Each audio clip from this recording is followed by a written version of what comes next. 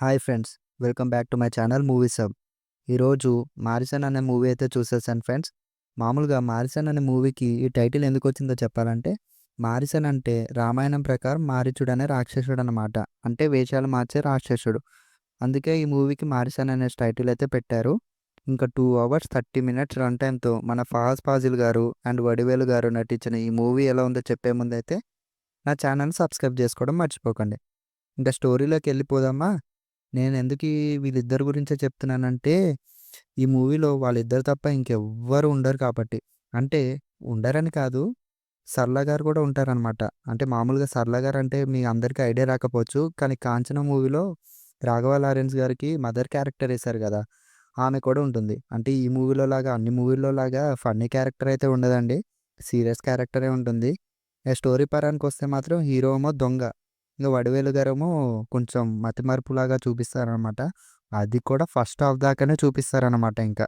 ఇక first half మొత్తం ఒక స్టోరీ ఉంటే మాత్రం ఇంకో సెకండ్ హాఫ్ మాత్రం ఇంకో స్టోరీ ఉంటుంది.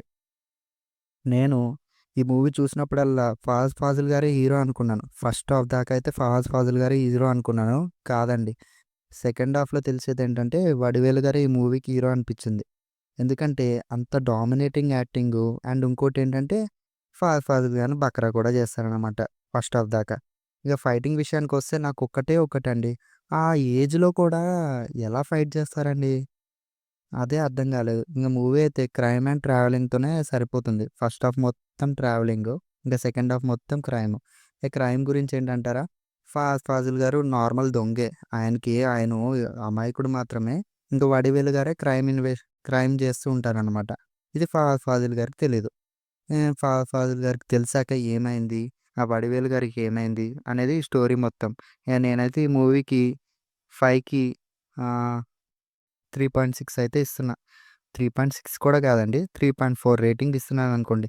నేను నా ఛానల్‌లో 'కుమారి' అనే మూవీ రివ్యూ కూడా ఇచ్చేసాను. దానికైతే 5కి 3.8 రేటింగ్ ఇచ్చాను. 2022లో వచ్చింది మూవీ. చాలా బావుంది. 'తుంబాద్' మూవీ చూసుంటే ఈ 'కుమారి' మూవీ కూడా చూడండి.